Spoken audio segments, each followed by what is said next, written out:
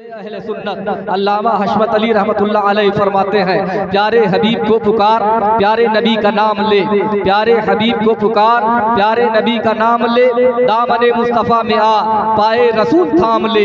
हजरात गिरामी वकार, आज आप महफिल में बैठे हो, अल्लाह ने जिसने तौफीक दिया है वो आकर मजलिस में बैठ गया है। ये महफिल मिलाद की महफिल, मिलाद की महफिल का हो या जश्न गौसुल वरा का हो या जिक्र गौस आजम की महफिल का हो, इसमें वही आते हैं जिनकी किस्मत में अल्लाह ने लिख दिया है कि आज वो महफिल में बैठेंगे। सब नहीं आते हैं। हजरत मौलाना रूम रहमतुल्लाह ताला अलैह अपनी किताब मसनूई शरीफ में लिखते हैं कि एक मालिक है, एक नौकर है, नौकर नमाजी है, मालिक बेनमाजी है। अजान की आवाज आती है, नौकर ने कहा मालिक अगर इजाजत हो नमाज पढ़ लूं। कहा जाओ तुम नमाज पढ़ो, बाहर मैं इंतजार करता हूँ। हजरात गिरामी वकार, आप अंदाजा करो, मालिक भी मुसलमान है, नौकर भी मुसलमान है, लेकिन मालिक की किस्मत में नहीं है कि वो अल्लाह की बारगाह में सर बसजूद हो जाए। नौकर की किस्मत में है कि अल्लाह की बारगाह में जाए, सर को झुकाए।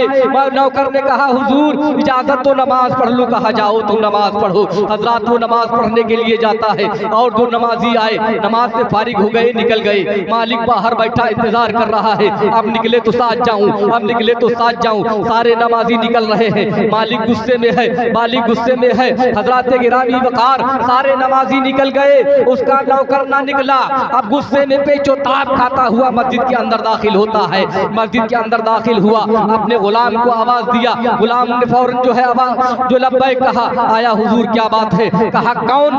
तू नमाज पढ़ने के लिए आया था, किसने तुझे मस्जिद के अंदर रोक रखा है? सारे नमाजी निकल गए। नौकर ने कहा हुजूर मस्जिद में जो है मुझे उसने रोक रखा है जिसने आपको मस्जिद में आने नहीं दिया है। हजरात ये अपने अपने नसीब की बात है, ये अपने अपने नसीब की बात है। अल्लाह जिसे चाहे अपनी बारगाह में बुला ले और जिसे चाहे अपनी बारगाह से दूर कर दे। हजरात गिरामी वकार, आप अंदाजा करो महफिल में बैठे हो, अल्लाह तबारक व तआला हम सबकी हाजिरी को कबूल फरमाए। गौसे आजम ने, आकाए करीम ने हमारी जो है हमारी हाजिरी को अपनी बारगाह में कबूल फरमा लिया तो हमारी नजात का जरिया बन जाएगा, हमारी नजात का जरिया बन जाएगा। आप गौसे आजम की मोहब्बत में बैठे हो, आप आकाए करीम की मोहब्बत में बैठे हो, ये मोहब्बत का सिला क्या होगा?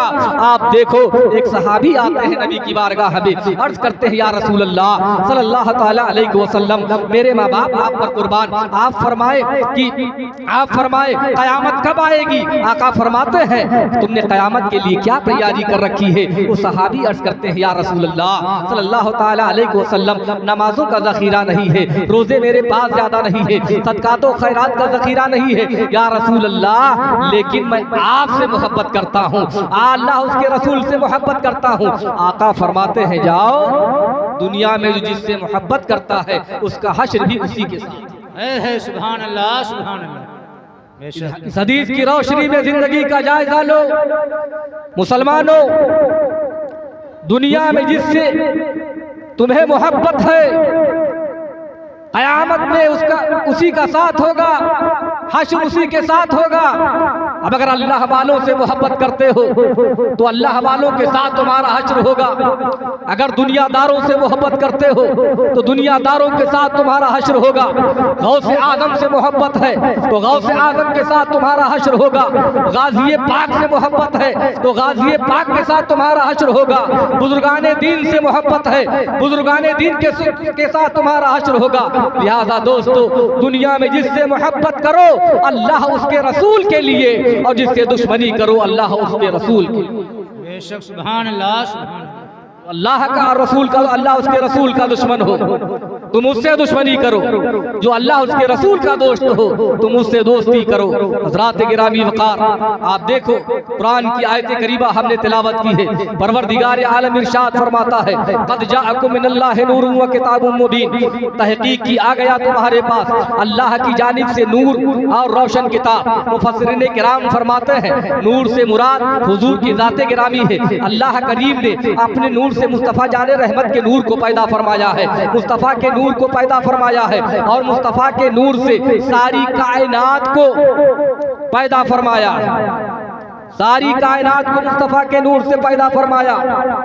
हजरात गिरामी वकार, आप आज मोबाइल देखते हो, मोबाइल में बड़ी बड़ी बातें आप सुनते हो, और मोबाइल पे सर्च करो और देखो कि दुनिया कैसे बनी।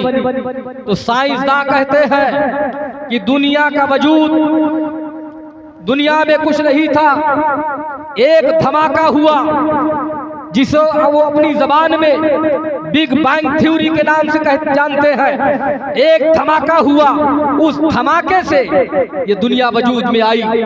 साइंसदानों से पूछा गया कि धमाका किस चीज का था। उन्होंने कहा एक प्रकाश था, एक लाइट थी, उस लाइट से धमाका हुआ। तो हजरात गिरामी, यही तो हदीस में है, अल्लाह के रसूल सल्लल्लाहु अलैहि वसल्लम फरमाते हैं अव्वलो मा खलक़ल्लाहु नूरी, सबसे पहली मखलूक मेरा नूर है। कुल्ला खलाइक मिन नूरी, फिर सारी दुनिया को, सारी मखलूक को मेरे नूर से पैदा किया गया है। हजरात गिरामी वकार, आज साइंस भी इस बात को मान रही है कि एक नूर से, एक लाइट से, एक रोशनी से, एक प्रकाश से दुनिया को वजूद बख्शा गया है। अब आप अंदाजा करो कि अल्लाह तबारक व तआला ने अपने महबूब के नूर को पहले पैदा फरमाया, फिर सारी कायनात को बाद में पैदा फरमाया। अगर यह पहले पैदा ना फरमाता तो क्या होता। एक तमसील के जरिए आप समझो। हजरात गिरामी, आप अंदाजा करो, एक हाजी साहब हज के लिए जा रहे हो, अगर उनको गुलाब का पौधा दिया जाए, वो अपने बागीचे में लगाए, जब वो वापस अपने बच्चों को वसीयत करके जाए, ऐ बच्चों देखो ये गुलाब का पौधा है, इसकी देखभाल करना। बच्चों ने वो कहा ठीक है, आप सफर हज पे जाए। सफर हज से वो हाजी साहब वापस आए, कहा बच्चों से कहा मेरा वो गुलाब का दरख्त क्या कैसा है। बच्चों ने कहा हुजूर चल के देख ले। गए तो छोटा सा पौधा लगा के गए थे, आए तो दरख्त है, गुलाब के फूल खिले हैं। हाजी साहब ने गुलाब का फूल देखा, दिल मचल गया, कहा वाह रे मेरे गुलाब। जमीन ने कहा हाजी साहब गुस्ताखी माफ, अगर ये तनहा आपका गुलाब था, आपने अपनी हथेली पर क्यों नहीं जमाया, मेरा कलेजा क्यों चाक किया गया।